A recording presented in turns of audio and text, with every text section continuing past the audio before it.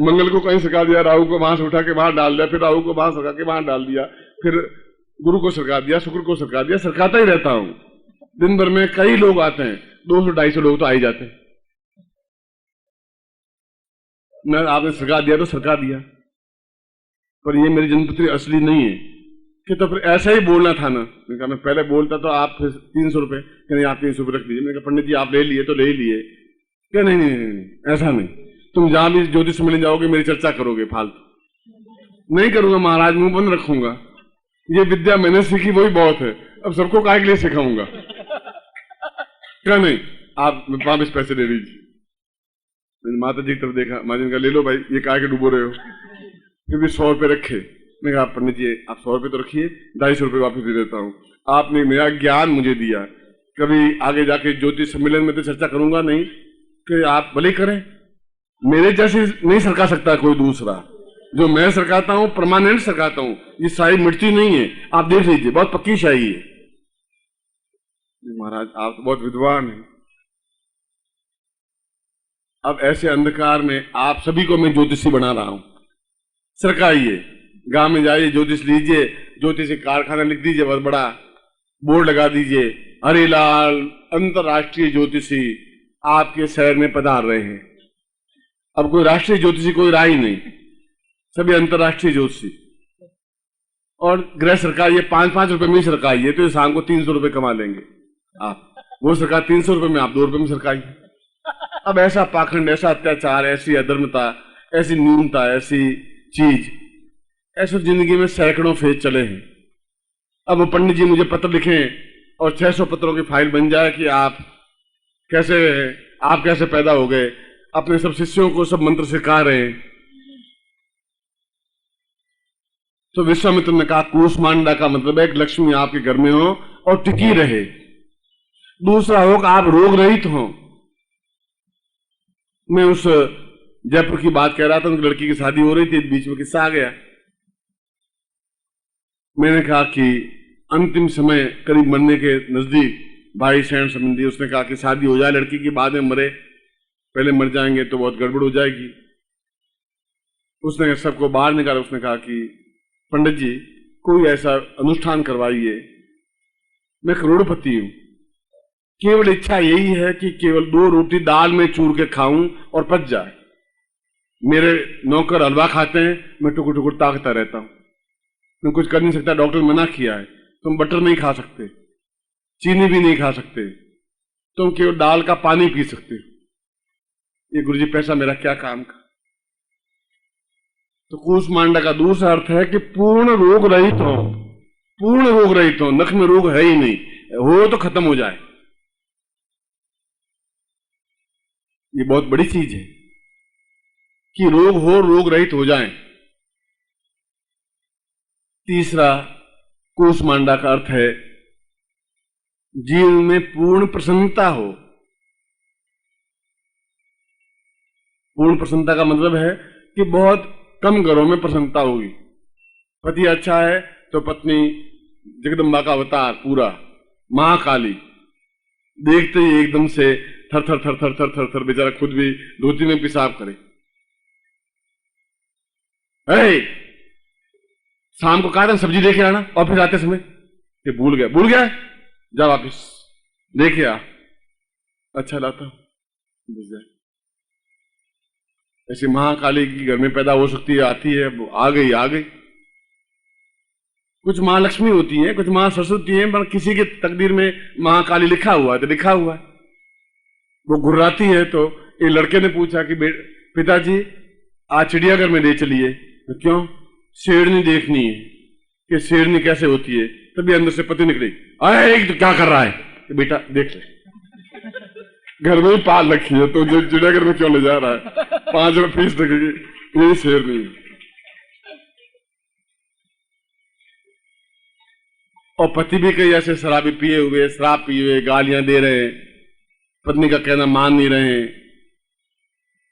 पत्नी बेचारी दुखी है, ऐसे पति भी है। तो घर में पूर्ण प्रेम हो, आत्मीयता, कूष्मांडा का चौथा अर्थ यह है। 5वां अर्थ है सारे कुटुंब में प्रशंसा हो, यश हो, सम्मान हो। सम्मान बड़ी मुश्किल से मिलता है, बाजार में मिलता नहीं है। आप बाजार में जाएं, 500 रुपए का सम्मान दे दीजिए, वो सम्मान नहीं मिलता। कीर्ति हो, प्रसिद्धि हो। छठा कूष्मांडा का अर्थ है शत्रु रहित हो, शत्रु जीवन में हो ही नहीं। सातवां कूष्मांडा का अर्थ है अकाल मृत्यु नहीं हो। मृत्यु तो आपकी टाइम पर होगी, 60 साल, 65 साल, 70 साल, मगर बीच में एक्सीडेंट हो गया और मृत्यु हो गई। सैकड़ों एक्सीडेंट होते हैं। यहां से आप जोधपुर जाएं, जयपुर से जोधपुर जाते हैं तो मैं तो कम से कम 20 ट्रक लुढ़के हुए रोज देखता हूं। अगर कार में जाऊं तो 20 ट्रक लुढ़के हुए, किसी ट्रक के नीचे पूरी मारुति आई हुई, पूरे मरे हुए। अब उनकी मृत्यु थी नहीं, मैं अकाल मृत्यु हुई। समय से पहले मृत्यु को अकाल मृत्यु कहते हैं। आप कल्पना करिए कि एक छोटा बच्चा घर का एक भी मृत्यु को प्राप्त हो जाता है, एक बुढ़ापे में पत्नी की या पति की मृत्यु हो जाती है, तो जीवन कितना बोझिल हो जाता है। इसको अकाल मृत्यु कहते हैं। सातवां अर्थ अकाल मृत्यु। कूष्मांडा का 8वां अर्थ पूर्ण भाग्योदय, संपूर्ण भाग्योदय। जो कुछ चाहे वह जीवन में मिले, जैसा चाहे वह मिले। अगर इच्छा है धनवान बनने की, धनवान बने। अगर राज्य में ऊंचा पद प्राप्त हो तो ऊंचा पद प्राप्त हो, और पॉलिटिक्स में सफलता प्राप्त हो, सफलता प्राप्त हो। अगर मेयर बनना है तो मेयर बने, एमएलए बनना हो तो एमएलए बने।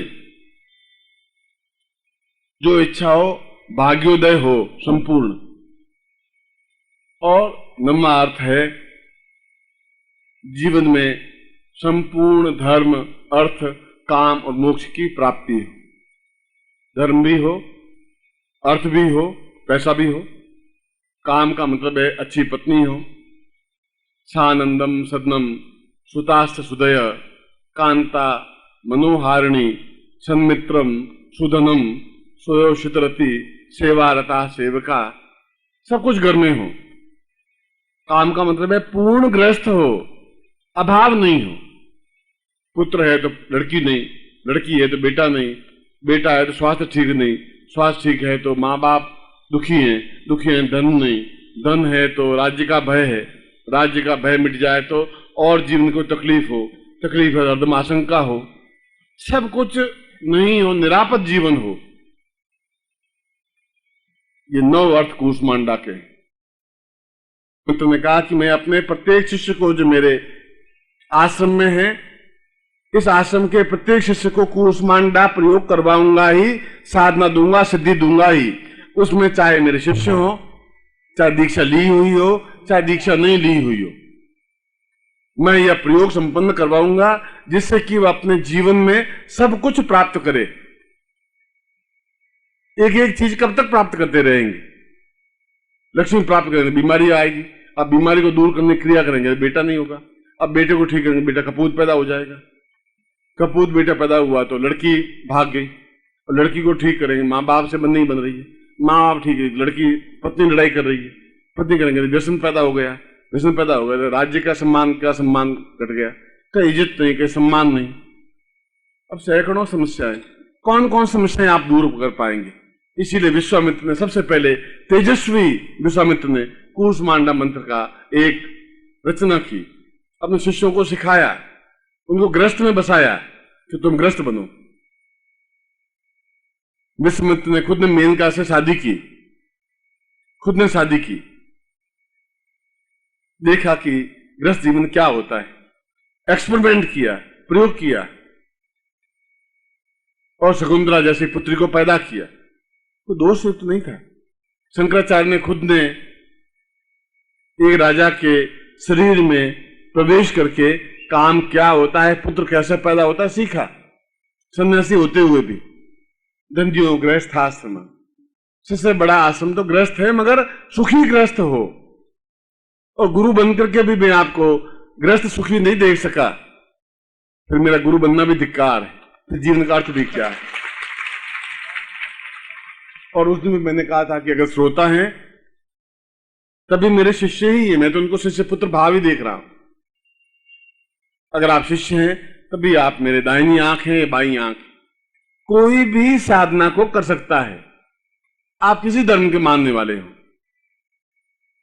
कोई जैन होना या बौद्ध होना या हिंदू होना या क्षत्रिय होना अपने आप में दोष नहीं।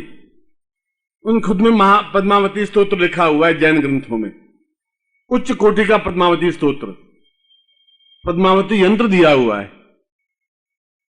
और पद्मावती की साधना करते हैं। कहते हैं कि इससे बड़ा तो कोई मंत्र ही नहीं है।